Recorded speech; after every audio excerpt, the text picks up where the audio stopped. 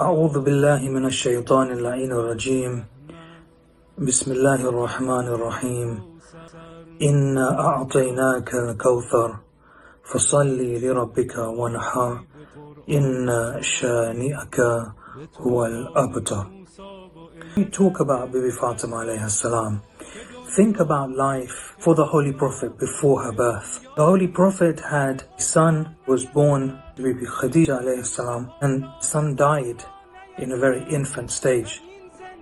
The enemies of the Prophet, instead of being kind to him or just let it go, they used to taunt him, say, you don't have any offspring. They used to call him Abtar.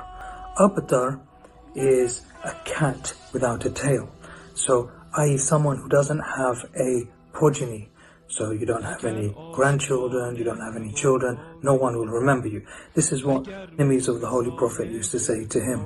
And it used to sadden him. Allah subhanahu wa ta'ala sent this surah, which is surah number 108. He says, Bismillahir Rahmanir Rahim, Inna a'ataynaka al-kawthar. Surely we have given you Kawthar. We'll talk about the word Kawthar. فَصَلِّ لِرَبِّكَ وَانْحَرْ. Therefore pray to your Lord and make a sacrifice. Inna shani'aka huwa al-abtar. Surely your enemy is the one shall be abtar. So the one without offspring or progeny. When we look at the word Kawthar, Kawthar is, some of the Mufassirin have said it means abundance, a great abundance. It's also referred to in the hereafter, the pool of Kawthar. There are some Mufassirin who have said that Kawthar is to Bibi Fatema alayhi salam. Why? Because the offspring of the Holy Prophet came from Bibi Fatema alayhi salam. The Prophet's children have come through Bibi Fatema. So this is Allah subhanahu wa ta'ala saying, we're giving you Bibi Fatema if you like. And through her, the children of Bibi Fatema will be whom you remembered through. Look at Bibi Fatema alayhi salam and we look at her name. Fatima comes from the word Fatam, which means to be separated or taken away from milk. Prophet asked Imam Ali alayhi salam, do you want to know why my daughter was named Fatima? Because she and the followers of her school are separated from the fires of hell. So that's the separation. So with the name of Fatima, you're separated. Whoever believes in her and her followers will be separated, inshallah, from the fire of hell. Think about Bibi Fatema alayhi salam. We want to ask a few questions. For one, what was she like as a person? Two, what did she like doing? Number three, how can I be like her? I take her example. First question, what was she like as a person? She was an amazing, amazing daughter. She used to love her father very much. Bibi Khadija passed away when Bibi Fatema was about 7 years old. So Bibi Fatema had a really, really strong bond with her father. She used to see the enemies of the Holy Prophet throwing rubbish on him. Sometimes it would be the remains of the camel and all sorts of rubbish on him. And the Holy Prophet would come home, Bibi Fatema would see this and she would wipe him. She would wipe his face and she would have tears in her eyes. Imagine if you're 7, 8 years old and you see your father in this state. How would you feel? The Holy Prophet says, my daughter, don't be sad. Don't shed tears. Allah is the protector and guardian of your father. The love and respect that the Prophet had for Bibi Fatema was so much. Bibi Fatema was also called Abiha, the mother of her father. And the Prophet used to stand up every time Bibi Fatema came in. The fifth Imam, Imam Muhammad al-Baqir alayhi salam, he said, when the Holy Prophet used to travel, he used to say farewell to his family members. The last person he'd say farewell to would be Bibi Fatema on his travel, and then the first person he'd meet when he comes back was Bibi Fatema. Bibi Fatema was an amazing wife, an amazing mother. When she used to do the housework in preparation for the children, she used to grind the wheat with her hands so much her hands used to be blistered. When she used to bring the water containers and carry them on her back used to have marks. And she used to sweep the floor and clean up so much that she used to be having dust on her clothes. Fatima alayhi salam also protected the Imam of her time, who was Imam Ali alayhi salam. She stood up for her right of fadak, which you can see in the planner. That's one of the sections in the planner under Bibi Fatema alayhi salam. So I won't talk about that too much right now. What else about Bibi Fatema? She was extremely kind.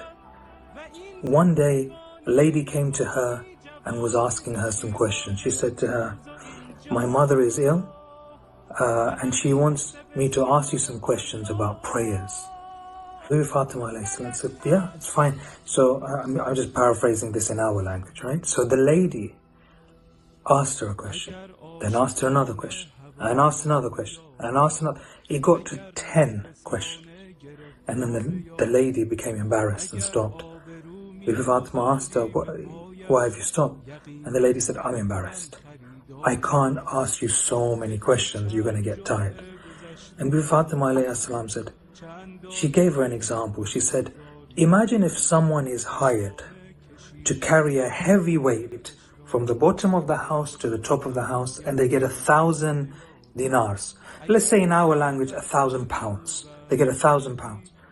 Are you going to say, is that person who's employed to do that, getting 1,000 pounds, going to say that, "Oh, I'm really tired"? They're not going to say that. So Bibi Fatema says, Allah subhanahu wa ta'ala has employed me, and my wage, if you take from the earth to the skies and fill it with pearls, He's going to give me more than that. So how can I say I'm tired? What right do I have to say I'm tired? So I must not feel tired." And it was, "Please ask me and ask me." That was Bibi Fatema alayhi salam. How was Bibi Fatema alayhi salam? What did she like doing? She loved to do 3 things in this world. I call it attachment to this world. Then there were 3 attachments that she said. She said, "I love 3 things in this world." Number 1, to spend in the way of Allah. Number 2, recitation of the Holy Quran. 3, gazing at the face of my father, Rasulullah. Imam Ali alayhi salam asked Bibi Fatema once, "Who are the best of women?" And Bibi Fatema replied, when the lady does not see the na-mahram, and when the na-mahram men do not see her, those are the best of women. So this is what Bibi Fatema alayhi salam loved in this world. The example on the wedding day of Bibi Fatema, she had her dress which was bought by the Holy Prophet, perfumed, ornamented, ready for her, and someone knocks on the house. A poor woman comes to the house and says, "I need some clothes." And Bibi Fatema alayhi salam looks at the 2 dresses, the dress which she's got from her father, the wedding dress, and she looks at her own dress which she wears all the time, which has got patches and torn and has been repaired. And she thinks of something, and then she gives the wedding dress to the poor lady, and she wears her normal dress on her wedding day. When she was asked, "What did you think of?" Bibi Fatema says, "I remembered the verse, Surah number 3, verse number 92, by no means shall you attain righteousness until you spend out of what you love." So that's what Bibi Fatema done. She gave what she loved to others. So this is the last question was, how can I be like her? What can I take from this? So do the things that she loved doing. She loved spending in the way of Allah. She loved reciting the Quran. So let's have that connection with the Quran, inshallah. And let's take that example, not to get tired in the service of Allah, because Allah subhanahu wa ta'ala will reward us, inshallah. And the last thing now, I end by asking Bibi Fatema alayhi salam, "Oh Bibi Fatema, you gave so much during your lifetime. You even gave your wedding dress away on your wedding day. Bibi Fatema, we're here asking for your wasila tonight on your wilada. Number one, we're praying for the safety of the Imam of our time. Number two, we're asking that please make us do the things that you would like us to do. Those things which will make you happy and the Imam of our time happy. Let us be true followers of the Imam of our time. May all our marhumin be blessed because of your name.